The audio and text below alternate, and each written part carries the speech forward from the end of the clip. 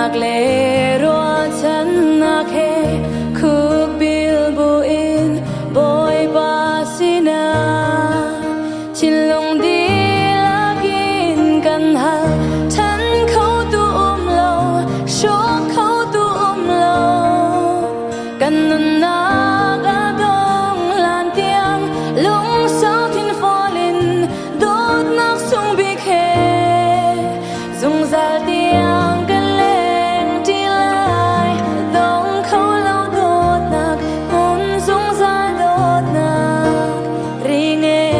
lao dot nak sung har nak ngay chiat nak ro bong sur man se nang he kan tor ti lai ka sining nang kan pe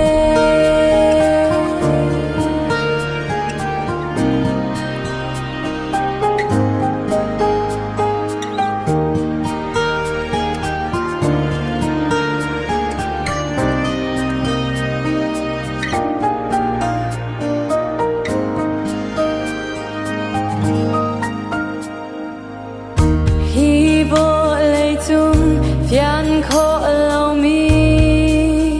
kan nun nak lam suan vial te kan lung si tum tu mi vial te boy ba kho khan mi si se a thum big mi dot na a jing big mi lom na dot nak ni kan nun jem se bao chan mi chung khar dấu chun mi chung khar lấy van ram kan ser ti lai dong khâu lao dot nak hun zung za dot nak ring e lao dot nak sum har nak ngay chiat nak ro bong sur man se nang he kan tor ti lai ni na kri va bu maya kani dot nak bia gam bum khasinak chu zung za van ram nuang kan phan lan tiang mun se dong khâu lao dot nak hun zung za dot nak ring e lao dot nak sung har nak ngay chiat nak ro bong sur man se nang he kan tor ti lai dong khâu lao dot nak hun zung za dot nak ring e lao dot nak sung har nak ngay chiat nak ro bong sur man se nang he kan tor ti lai ka sining nang kan pe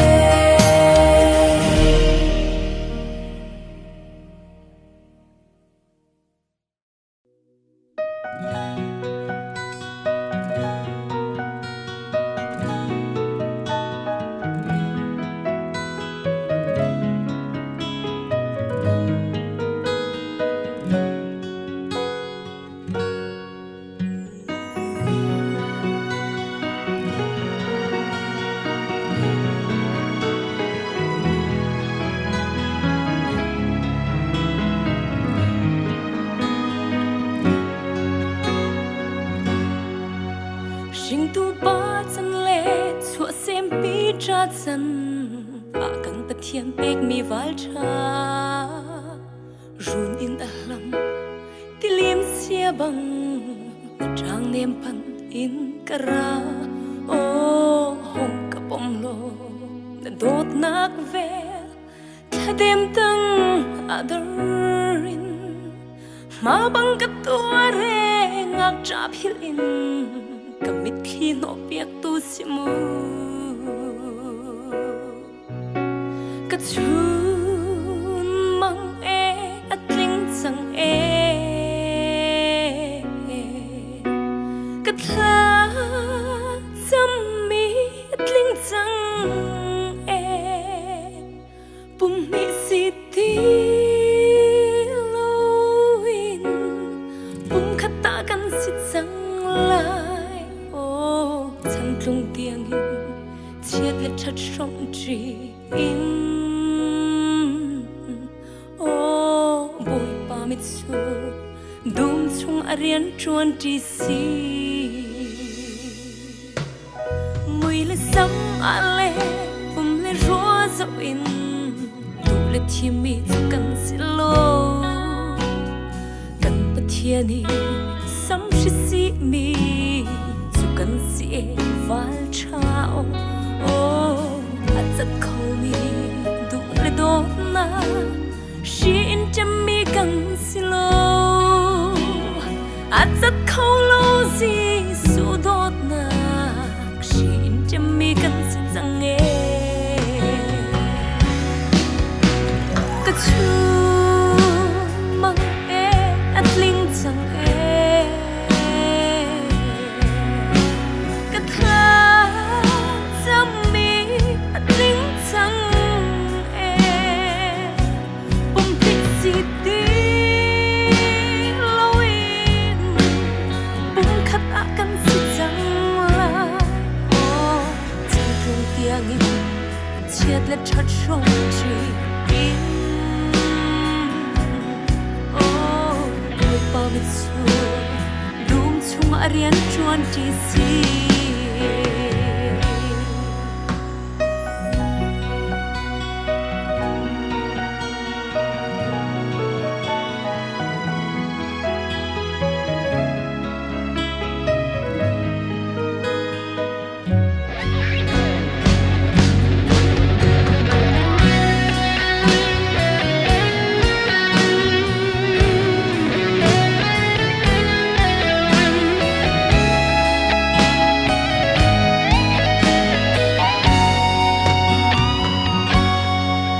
Sing tu lu le pa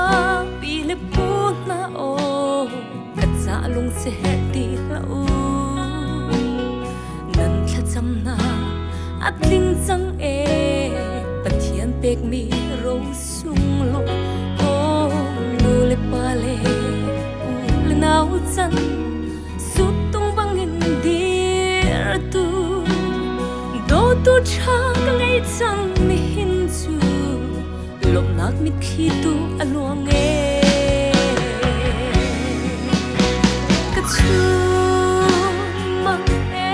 atling chang e ka tha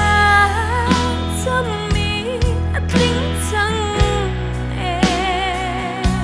bum hi si ti lo in bum khata kan si chang chiat le chat shom chi in oh oi pa mit su dum chung arian chuan ti si ka chu mang e atling chang e ina tika khak khang le ina chungkhar andar an sam cha min arami viate Kaciyasna kacok kami jengna sinongka konsol kami na atu cara juga za bitin tengah tengah jengna lagi acucian ni kerap cuci dulu aku ada tiang ko asilo zakan cuci dulu kan akan tuh jengna nama itu kan acung kenapa ni bisa proses kerana proses acung untuk ini cuma kita tuan proses ifa kami berkat kami proses kan sebenarnya suami dengan cinta ini bersama dengan cinta sofana apa yang ini sebenarnya ini kantor jangan tangan masalah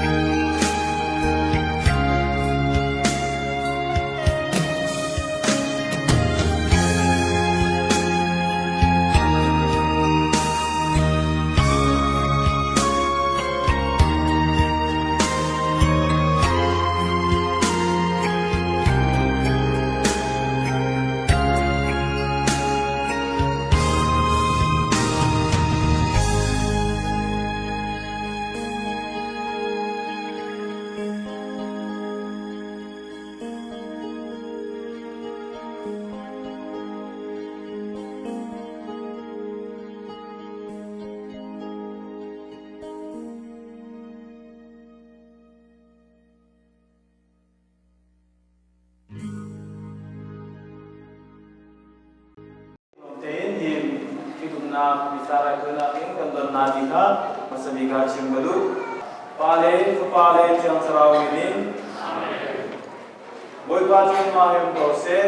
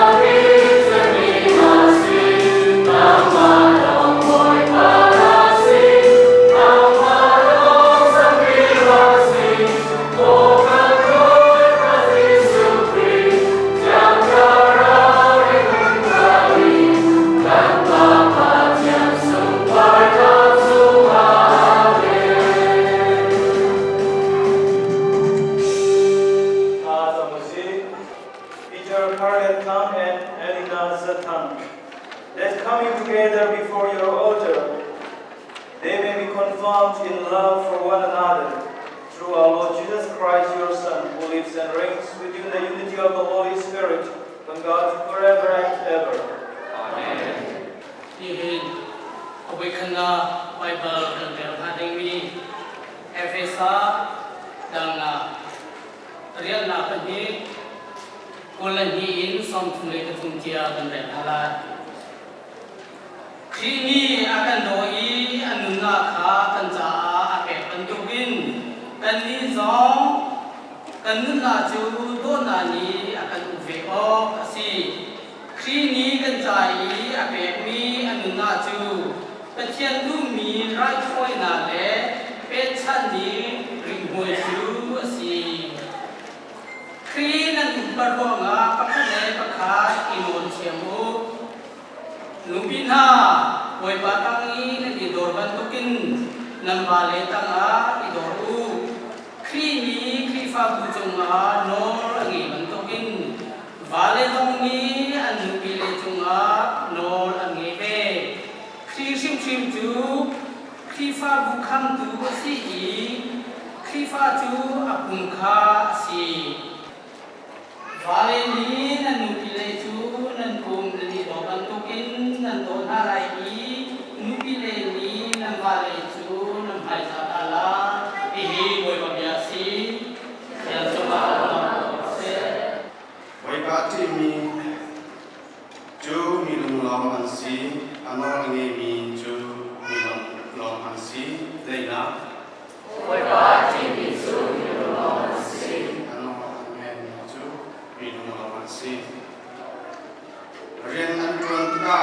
nang ha ko chom na kim mu la lai ne lung alom lai ko ong ken lai leina boy bati mi ju mi lung long ansi anor nge mi ju mi lung long ansi nanu pi ju na in chunga athe thami mi soron tu silai na fapale ni olive king kaila bantukin na chaboy kha antut lai leina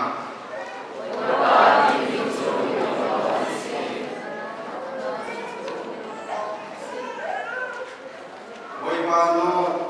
angai mi chu ibantukin chuana an mu sim lai boy pa ni sai on tam in chuana in pain ha se nanu chung gel Jerusalem rum na chu chobe ko leina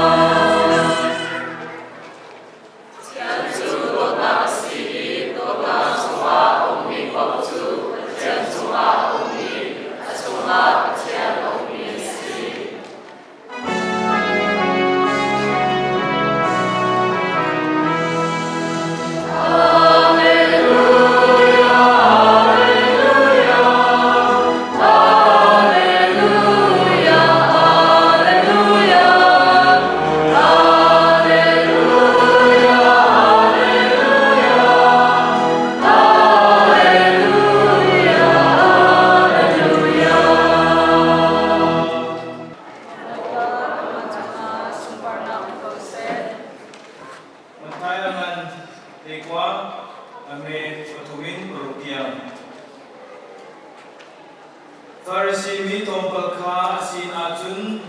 anrai amakha biain foi anducha pani anupi maknaksa kan pungni aon mi lamje tal awmo tia anhal jisu ni chun akham thogin pathian ni nulepa in aserna chucha pani anule apakha agarta khalai anupi he anifon lai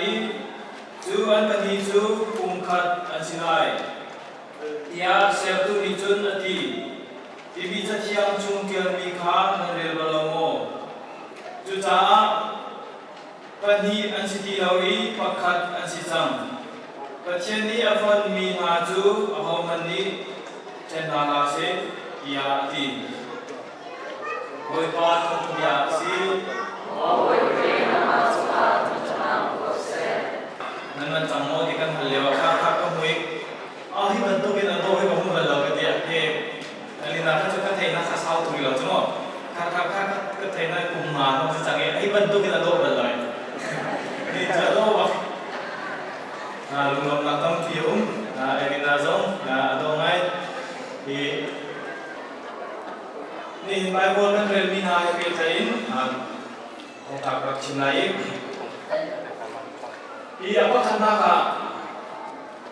Christian marriage Christian na chi tu na kan Bible chunga kan zau tika zeti da chim ton ti sia chun first reading kan rel ban tu ti bu pi le Jesu Christ na kha ta chun na ar pe peng Zero hati sia chun Yesu ni ama kulai ni atua mi kha achun akha ape Bible ni nule ba koma bubi le Yesu Christ luwa asina khong kha nule ba ipe chai na khong se chun khataya bibi kan mu na khong se khri le bubi pe chai na akin kan zau peng hau apa khanna ka khri le bupi pe chaina ama sinin pathian sinin pathian kan sam pa khatela jati thi chalo to na thong le ama chunga hi anjumna ataw na ti bandukin na te pathian ni zai tik mana adon balo kami phu na si ati chakwa jun zai tik mana adon balo na te zai tik mana pathian ni abu bi chu adon balo azam khen pen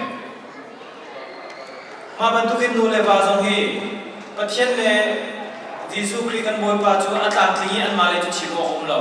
na te minung ka si tika nule jong pa le jong in champau na om kho acha cha na pal na om sual lai isik na song om sual lai direm lo na chungkha lai jong se an ma personal jong se piata na om ko lai ahampi ikabaru na chimmi chu chen khong an si di lo ti mi kha se ma hi Jesu Christ ya bu bi pe chaina chun hi ka khan nu le ba ko atang le ya chim ya chun Vana ni an nupi na kha an dot na la yati. Chun an nupi ni an balik na kha an upat la yati. Makongek kemani jong karak chim tam pachang. Bible ni achim ni ju achim khasi kaum tam pirwa ni kaum lo. Dot ok tha asia chun dot ati lo. Upat ok tha asia chun upat ati lo. Na vana kha no upat lai nupi na no upat lai adi ko. No more discussion kan dila jadi. Bible ni achimi Bible kan sumasia chun zai bantuk si zonga na nupi chun na dot hau na va chu na upat hau. Maka adong na khasi chan. Maronga upatok atlak le tlaw kan marian si lo. Vana cha chun zai ting na kan nupi ka dot kholai ti vana I rian si be. Maronga kan marian Bible ni achimi tu kha pakat na kan chalai adang tu kha chun pathian ni tawa na la kholai. Maronga hi nule wa kala kahin boleh chung mi phim na chimi tam pi ni kan long kha doctor ko la chan chan. Kan ni khifa ka chima tu kan zaw ni Bible ni le achim ni kha ra chu ko. Matika pathian len don na mo kha na mu be la. Bible ni chim ya cha pen atam sing pen.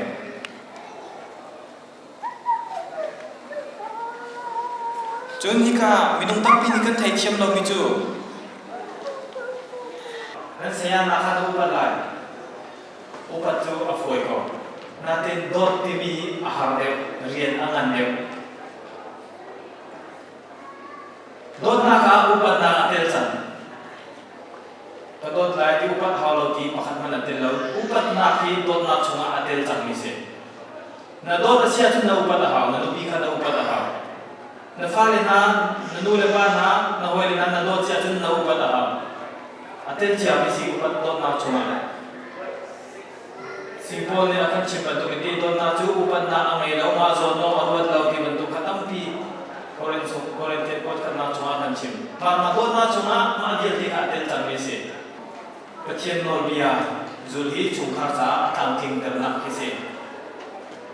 Vai nol zu na chungkha tam ting kholo nui zu nol long te zu chungkha tam ting kholo oi pa nol zu long kha tam ting na se. Maronga ve zo pier te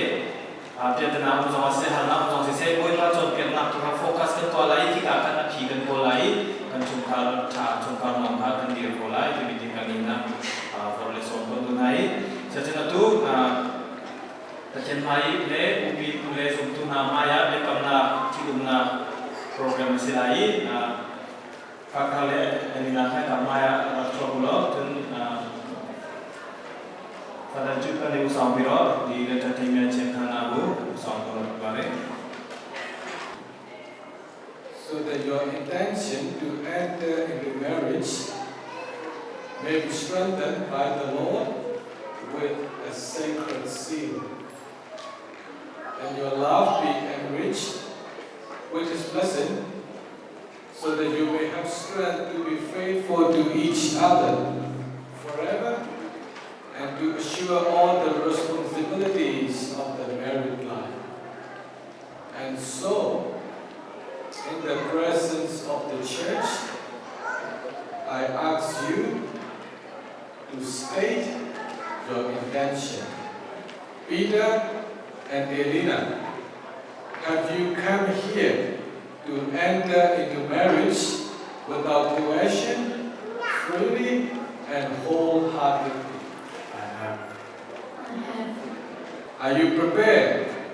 as you follow the path of marriage, to love and honor each other as long as you both shall live? I am. Are you prepared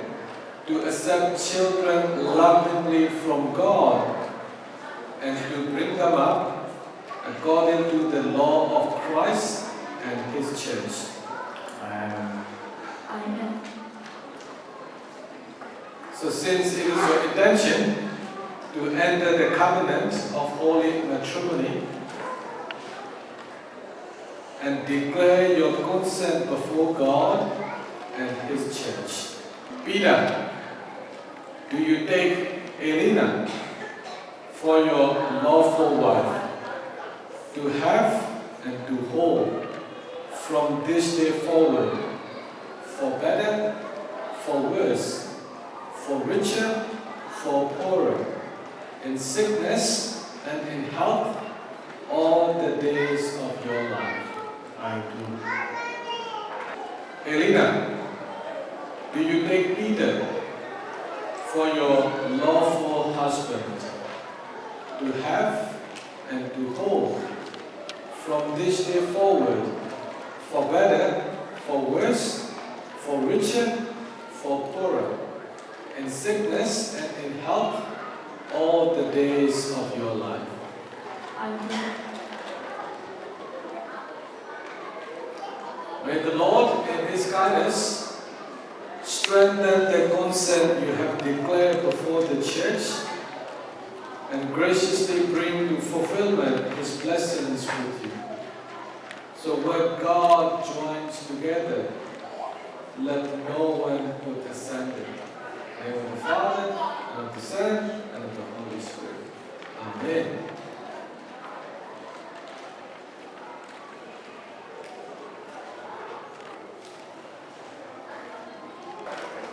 Bless, O Lord, these rings,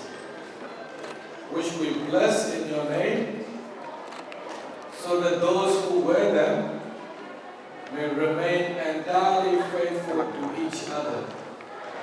abide in peace and in your will, live always in mutual charity. We ask this through Christ our Lord.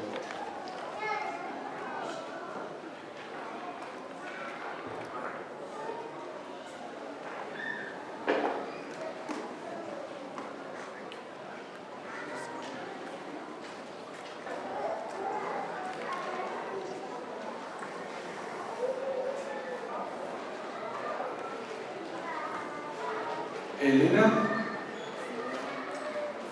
receive this ring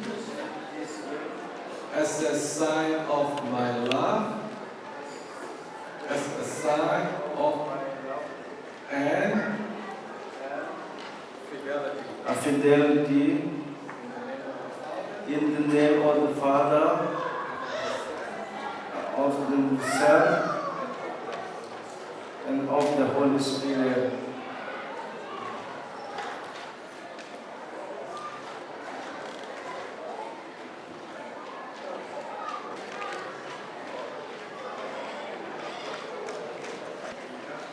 Peter,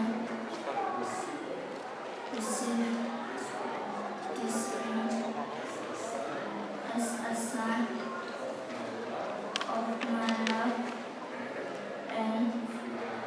fidelity in the name of the Father and of the Son and of the Holy Spirit.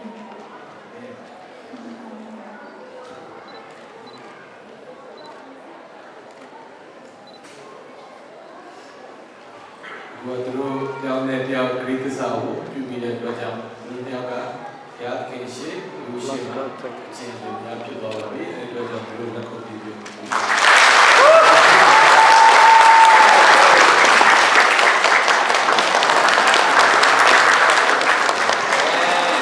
Kakale dina ju pacen mai le juntu na maya, le kamna kan kau sang bentukin. Boy pa na maya sumok takin anun ko zunzana haja.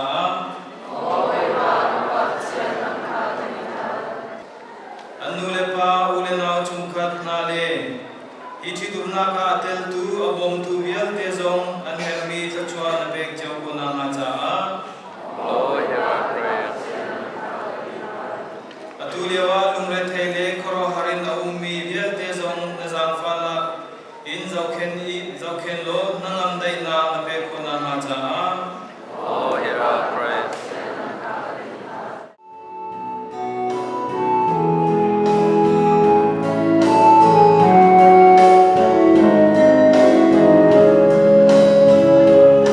At the time he was betrayed and entered willingly into his passion,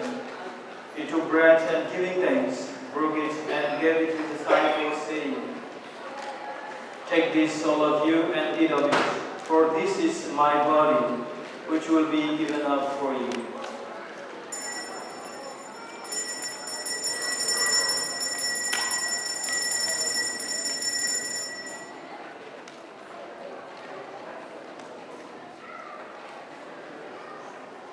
In a similar way, when supper was ended, he took the chalice and once more giving thanks, he gave it to his disciples, saying, "Take this, all of you, and drink from it, for this is the chalice of my blood, the blood of the new and eternal covenant,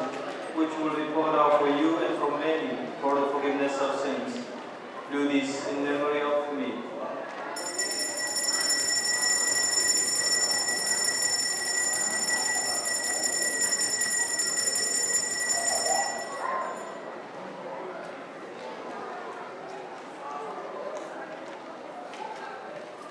Remember, Lord, your church spread through the world, and bring her to the fullness of charity, together with Francis our Pope and Peter Comensoli our Bishop and all the clergy.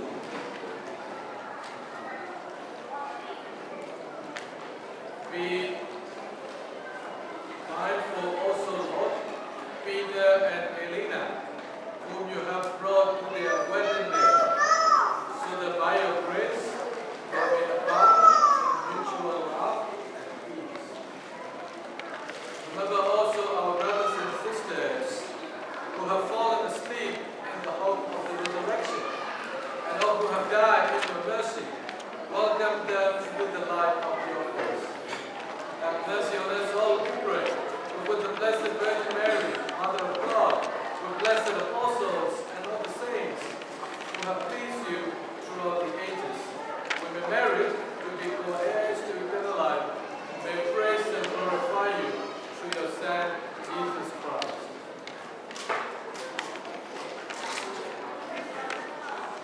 Through him and with him and in him, O God Almighty Father, in the unity of the Holy Spirit, all glory and honor is yours forever and ever.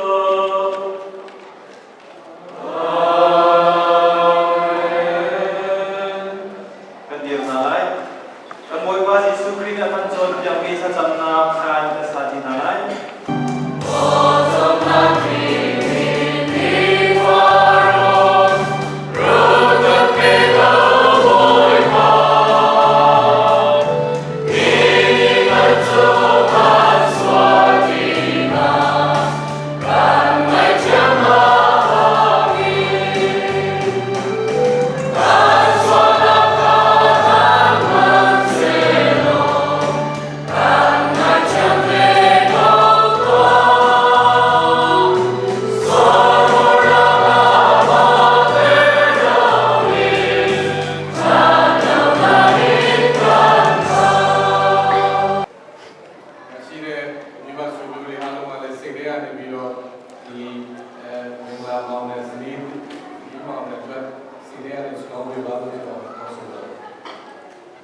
Dear friends,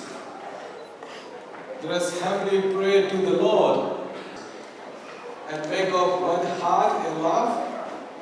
those he has joined by a holy covenant. Holy Father, maker of the whole world, who created man and woman in your own image and willed that their union, together with the circle of friends that surround them, may they come to the kingdom of heaven. We ask this through Christ our Lord. Amen. Pathian tu phai zo manu boleh so na kan bitui zo manu tu pha san dia ko mi na chu ko cho mi si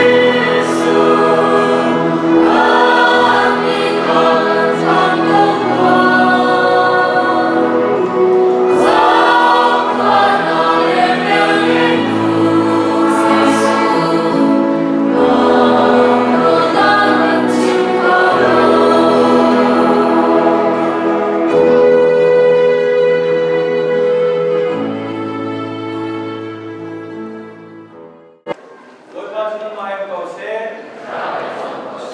내 정과 허브티엔 과 경사를 추추하나 주는 정말 구세로 문도 나가운데 누가 줄라이가 사이트 납자 실라이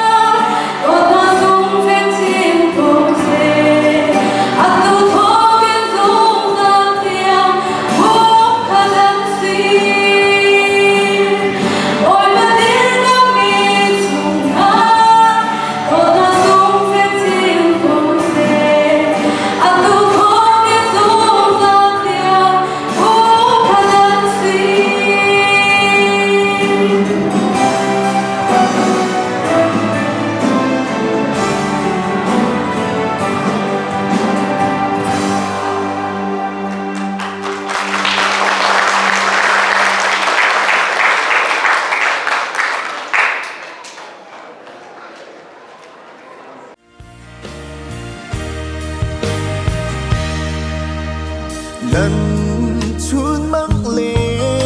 giờ du năn tha tôn mi chu di hin nia boy bari at lintere hung khasi ra lệ cho chua năn châu mu cần hồi đốt mi tha đi trông khát tha yêu mi năn mi chu mà boy bari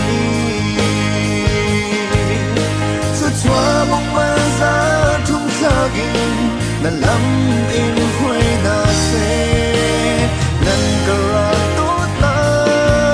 sung za lin sung za yan phun tam chia se la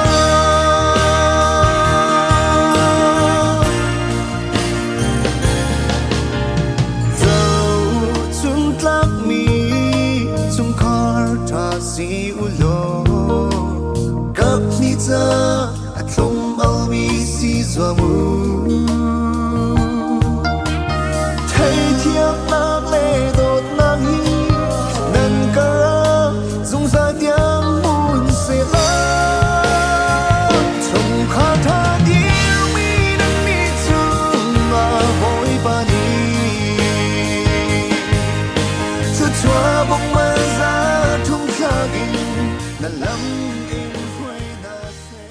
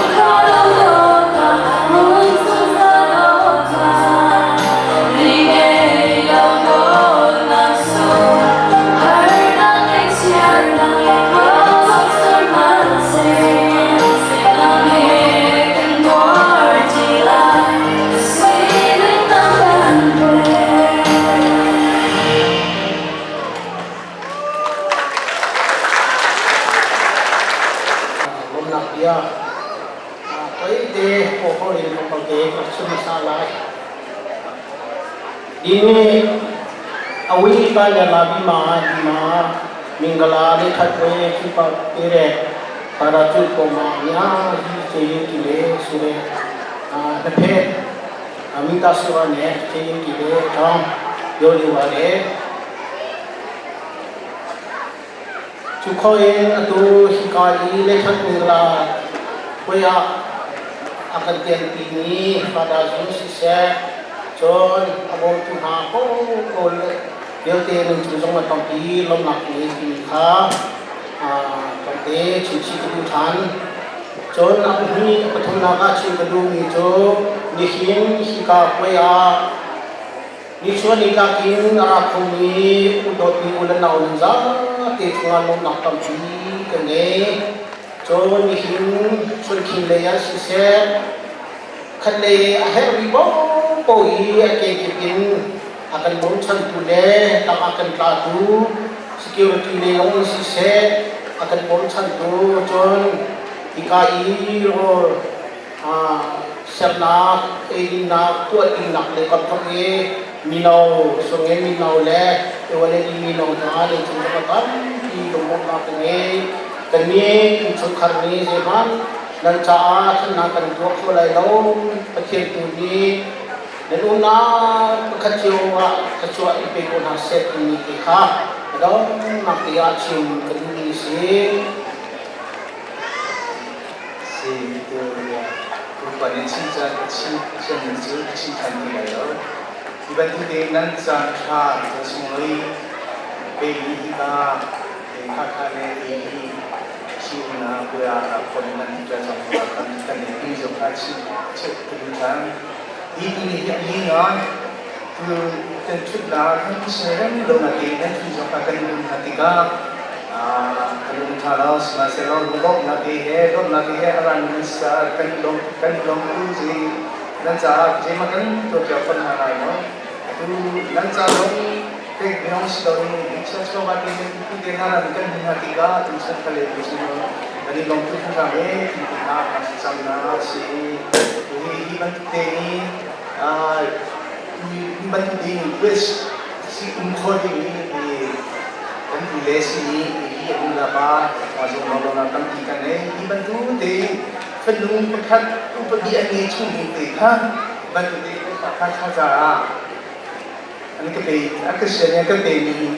yang chung tam kita ni di jangka cing kedua kalau siapa yang ni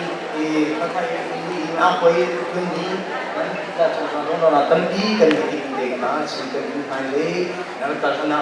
sesuatu se di jangka cing itu di sana cana ini jika buat nanti pas hasil nanti lingai nanti motor parking itu latihan ni kawan ni orang senazon macam di kan ini security itu tengah latu semua nanti kan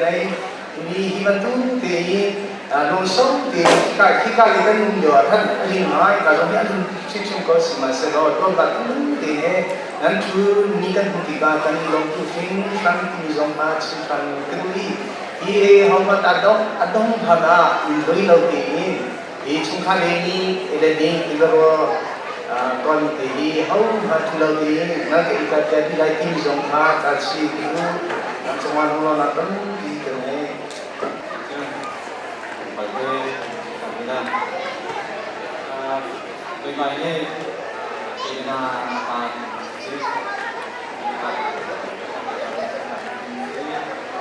Cuman mungkin tanpa tersebut disebut takkan tapi akan tersebut kan dia kan kecil kan salah juga tadi bukan tersebut juga manusia cinta Indonesia John aku hendak di sini om namanya tahu cinta Indonesia iban tugen ini nanti iban tugen alai ini kan susah kayaknya chin ini sebenarnya yang sih kau nanti jika legal jika bukan kau nak kita Contoh nak kita adakan contoh dulu, adakan contoh dulu. Oi kau dulu pak, sungkan bila cuma kan long tu sungkan, kan mami deh mana jatuh kan kami kan mereka tahu, boy pada ni sesuatu di konasi dengan lucu kedua mesin, dan apa tu naga lucu kita ni pakai pada pakai mesin kemudian kita berdoa siapa itu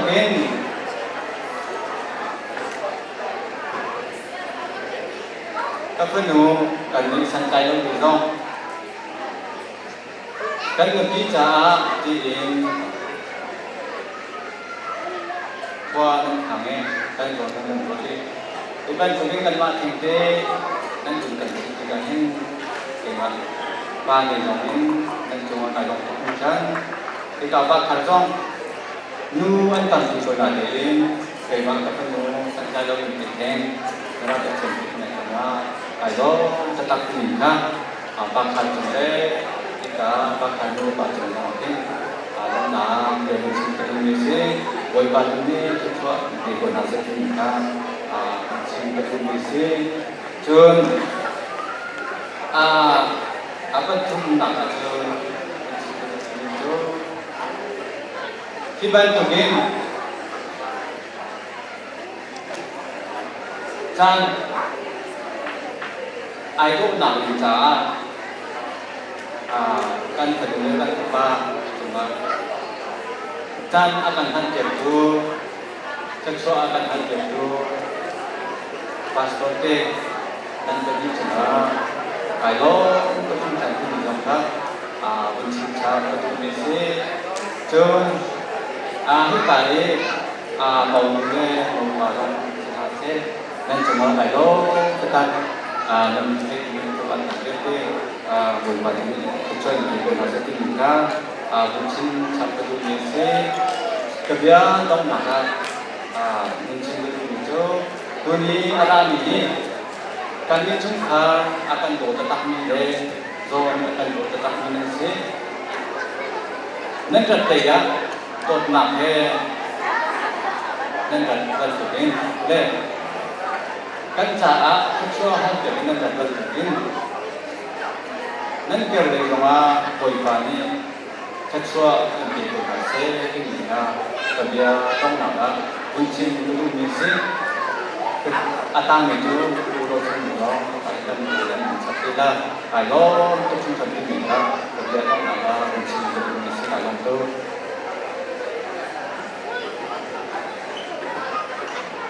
juga tanpa semboyan dari kajian yang harus dilakukan. Kita mungkin kajian ini jangan akan serbiaki, mangkau dingin, jangan akan serbiaki. Đôi nhất để cảm lại mình hai cái bên bất chân hạ long lâu in cái này đó đi chú long xí lâu in papa akan do tu dengan bất chân ni akan simpiang ni kakak sungguh macam tenderong tu akan besiang tu anu lepas sungguh macam tenderong tu jun kakak nak raksak ni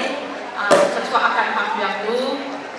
nanti lang sama sise, cuma pada kita nak sama sise, nampak lagi pas nanti nanti lang sama sise. Dotujan te kan saat ini ni macam ni ini kan saat ini sisa. Nanti cuma kita nolong untuk kita alom yang cinta sama sahaja tu. Cuma kayak mana Michael anu biasa i kata yang kecil macam Michael apa akan pastikan di saat ini yakin long dia long bersiap pun agak sih, jun Elena long kita tukin khi danh tilang, khi đố từ đi ngã, cái chuyện này nó kẹt vì chúng ta mà hết, cái nó tu kita tinggal orang bersiap pun, long kita ikan,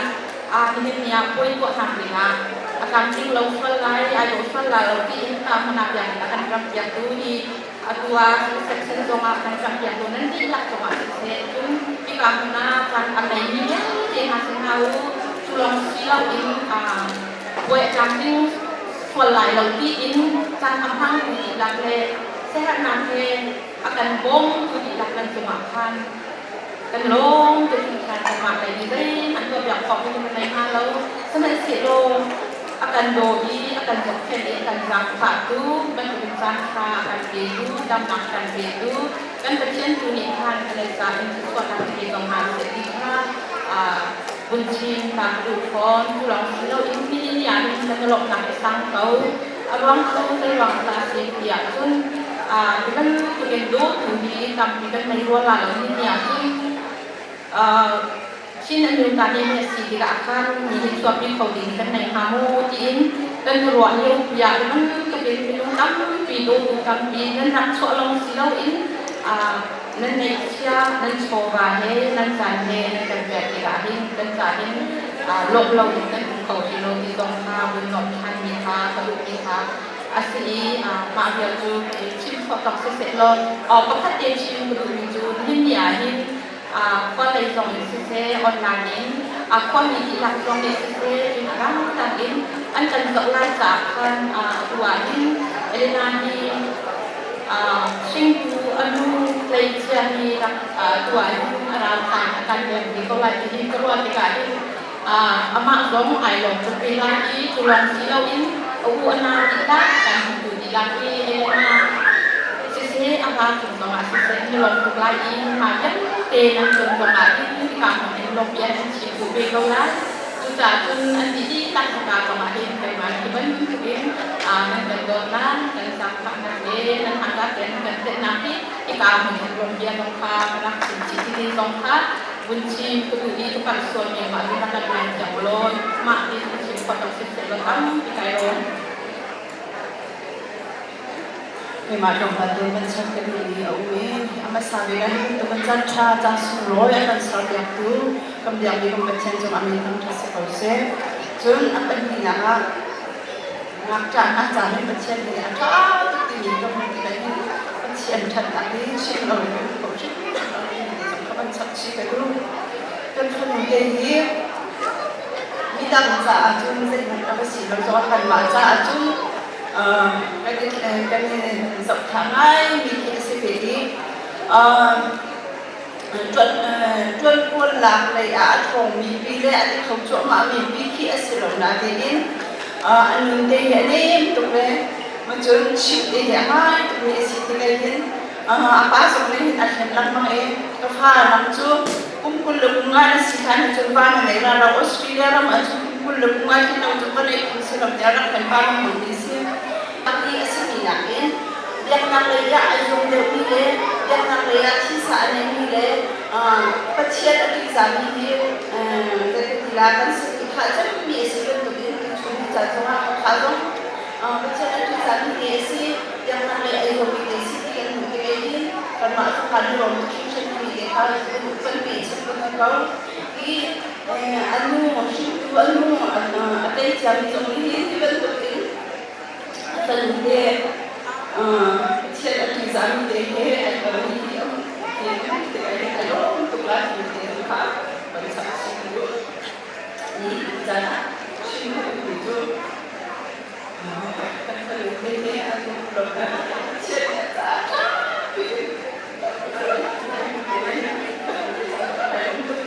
jadi di sana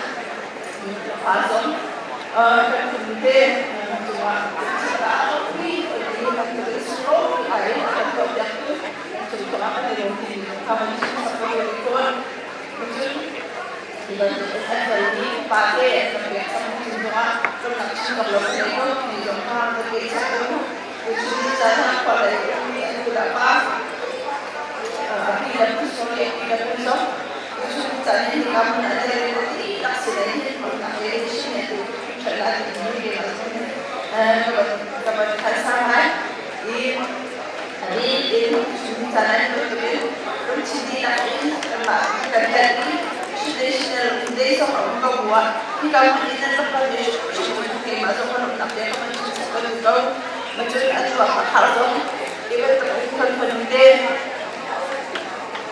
Đôi khi là lên rất hẹn thì là làm mình dùng cái này rồi đi mai để dùng á cái chuyện là mình chơi là sẽ cái chuyện là chọn về là sẽ lo mình phải bắt tập về là sẽ lo nu là và đây nên mình chụp cái chuyện này nhận đầu tiên cái chuyện này chân đầu tiên mình cũng đi công là sẽ sắp tới mình sẽ làm cái đó. Iban ko din Korea go ni ulan lang pa ang lawin na so ko to aso lai kapale ang lege kami khaso ai khin jeng lo na pe chi ko ta na kon kambal so ne kapal lo na pe chi ko mu ke hi ba tin kambal so kan chi punin kan su le samne ke chi lo ta ne ni he kan bu ni he lo pin na pin tos man se lo kamba akan do tu Kriya domini pauli namda kecil kali ni sulit songa tinggal tak cun kemak kemkena kepoi dengan sulit soal jalan lancar sulit kertai kemak jalan ketek jalan ketek soal kita untuk susah kini songjo minum ni kecil lalu ni kami buat kalau kita ni susah asman selama adil la adil kerma kami nagando nak kuih sumbat susah juga kemakan yang terdin kentai nagando nak zong ayam tu susah kami begitu saya tuan kentuk kalau asman selama macam ini nanti kalau saya macam saya nakal macam saya apa jadi contoh contoh saya sudah begini, amin, kembang komunal sa komunal sa di kenali komunal sa hibantu hibilon as di adindu sana pakulai sa haibo mi ngui ha kunjal te konrek minal sa bituka ke kanalong tu susan juna begin kamfadale kamfadale berita kamfadale sa jun MCC lain kami kampas tole catusa kanalong tu susan hibantu kamapuntan semua dan kami mencoba menelurkan sesuatu tentang itu sampai kalau lain ini sesuatu yang basic konsep kulo pada Juli kita pada kita Juli bahwa pada dunia ini terlalu aku Juli juga terlalu dia bahwa sekarang meja buat pada kita dunia semua asal ya musuh kiri kita luar pun cuma sekarangเราpun pada cuci pada kita ini pada dia cuma itu atuji juga kalau kita melon ini ya sudah bawa ya kita pun masih sudah Adoro Krishna Lord Jatuh dan sebenarnya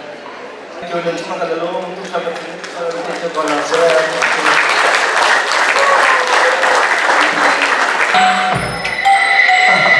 If good girls get down on the floor, tell me how will a bad girl go? She probably pick it up, drop it down with it slow. Leave it at, oh she's upside down on the pole. That's when I grab the line, throw it up in the sky. Let it come down slow, watch it all fly. Front to the back, then side to the side. Then we head back to my crib for the night. That's how it goes down, all night long. She whispered in my ear, said she loves my song. This is why I'm hot, she got it on the phone. Top 10 down low, #1 ringtone. I'm in my zone. Tell me what's good, would it be? Can't say I'm what you want, but I got what you need all night. It's alright, we can dance, but you gotta keep it up a little something like this, like this, like this, like this, like this, like this, like this, like this. You want it like this, like this, like this, like this, like this, like this, like this. Now break it down. No fighting. We got the no fighting. No fighting. Shakira, Shakira. That you can dance like this. That wanna see skirt. She calls me out, man. Shakira, Shakira. Oh baby, when you talk right now, you make a woman go mad. So be wise and be on.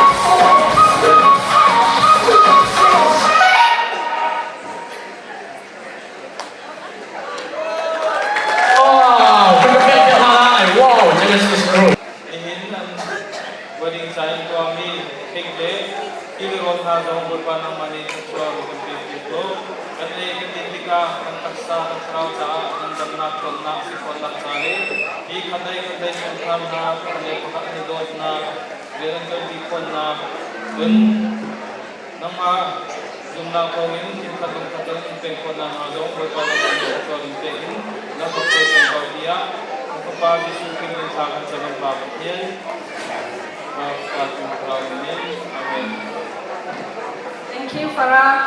Dua kajun, kek kue nak selai. 1, 2, 3. Tiga tiakan kan sabi, kan kudari. Kan tinaga kek kue lain, okay? Request now. Ready more? I need your help. Okay, kenal na po ka. 1, 2, 3. Go! Kakao!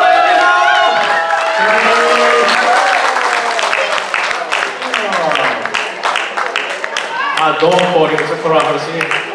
Dua kajun, mau bani ka kek ala lain mau luka. Update lain.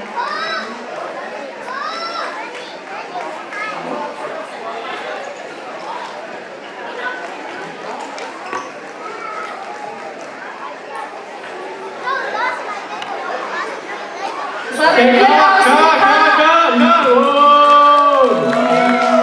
Ay si Chan, lupa tensi.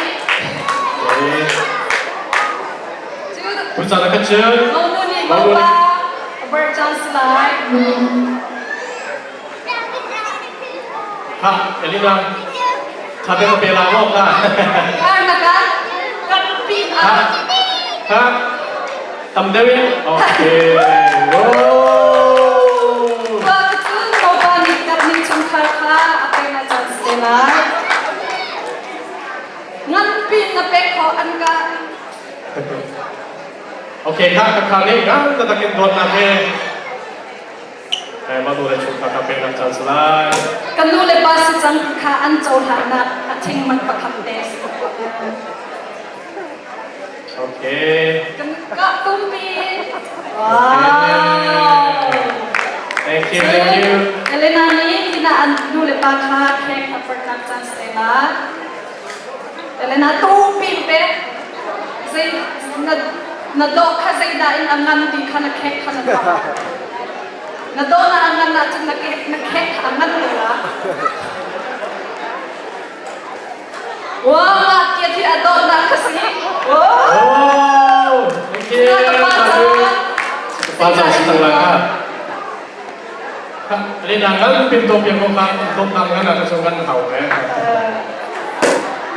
Kepada katu pina. okay ready Wah, atuh pibat na akak. Thank you. Sampai jenau sih. kita kan sangat bikin halai Thank you. Kami cungkar di cunga tampi lulom lagan ngai kek tuang deng kan ding kau ca lulom dah kita deng jenau sih. okay kan dulu Thank you.